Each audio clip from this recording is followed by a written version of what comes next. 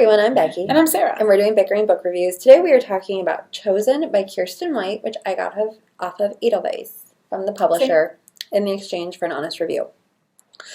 I'm being honest. So this is the sequel to Slayer, right? Slayer, yes. I don't know why I can't remember the name of the first book. I know what it's about. Yeah, I read it. So I'm what is it called? It's not Chosen, because this one's Chosen. So I kept thinking this book was called Slayer. I think that was what it was. Yes. I kept thinking the other one was called Chosen, and that this one was called Slayer. So this book picks up where Slayer left off. So it is about Nina, who was raised in the Watcher world, and then it turns out that when everybody got slayified at the end of Buffy, she was a Slayer and she didn't know it.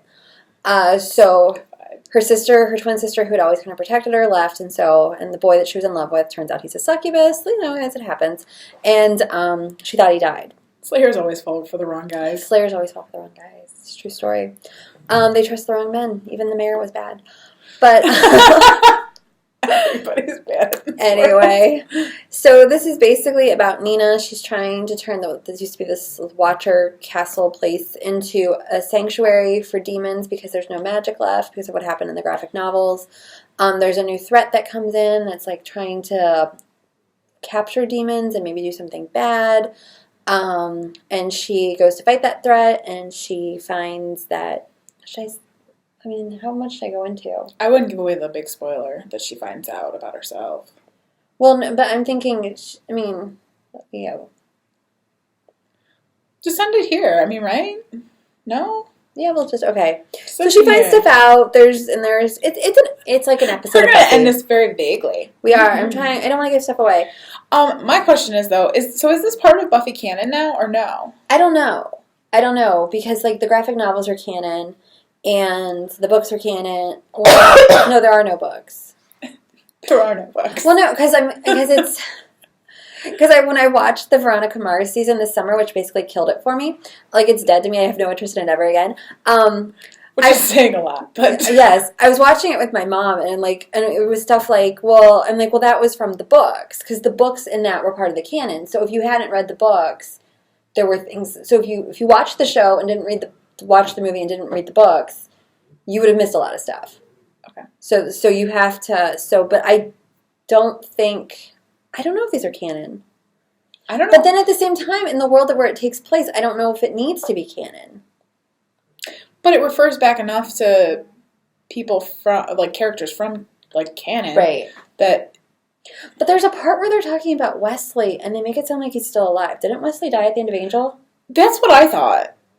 Because I am bad and never read the graphic novels. I'm sorry, I need to eventually. Somebody probably knows if Wesley's still alive. We probably if somebody knows what happens to Wesley Wyndham-Pryce, we didn't look please it up. Post it in the comments. Well, because he's kind of a pain in the butt. I loved Wesley. Of course. I loved Wesley on Angel. So I thought he was funny on Buffy, and there's a part where they keep comparing him to Pierce Brosnan. I thought that was hilarious. But then on Angel, where he became he had his drinking problems, and then he had his unrequited love. I totally that guy. I just got to Wesley's a place in my heart. Anyway. Wesley's a place in your heart. So, but we should talk about the book, and not Buffy. Because I'm just thinking though, I want magic to come back. Yeah. I'd like that. And whatever happens in this world, will it then kind of alter what happens in the future? This is it. I think she's only doing the 2 books. Oh, I thought there was going to be another one. I thought it was supposed to be a trilogy, but the ending kind of felt like it was done. I don't know. I read that online that it was just a duology, but I don't know if that's true. Actually, I think I read that too, so no, you're right.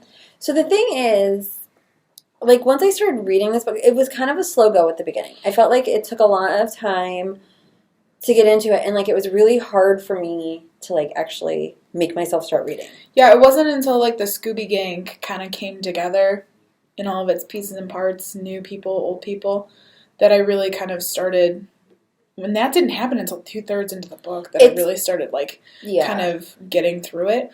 Because, it was a struggle and a slow go. It was about at least 40%, yeah. But, and it wasn't a struggle to the point that, if she had written another book in this world, I would still read it. I would read another book in this world written by anybody. I want a book about Killian and Reeves. Yeah, that would be cute. I loved Killian and Reese, but they weren't on page that long, and that's my thing. It's like I feel like I don't know if it was that that certain characters just didn't get enough screen time or page time. Screen time. Page time. Screen time in my head. Well, yeah. Or what? But I just I never got hooked, and I remember really liking the first book. I remember reading the first book in a day and a half, and this I was just it was like a slog. Yeah, it did definitely took me longer. And I know you there's all these little cameos of Buffy characters, but to me at this point, I like them. I was kind of it's the second book. You didn't need the big cameo, the big interact. It threw me. And it was one of my favorite characters. Well, and I probably miss a lot of the mini cameos because they had it was all throughout. Well, yeah, because Harmony and Clem. Right. Yeah. And so, but I'm sure some of them I missed because while I watched the series, I watched it once, and maybe sometimes it was on in the background.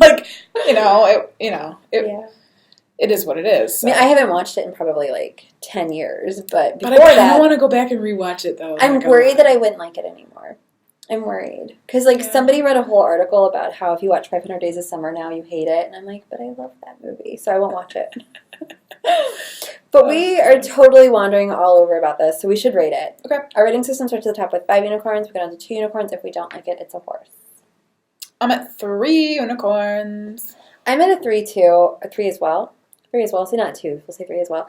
I liked the characters. I would keep reading about Nina. I didn't love Artemis's storyline. I despise Artemis. But Artemis's storyline, and this is going to give it away to people who read it, who watch the show. It's basically Evil Willow.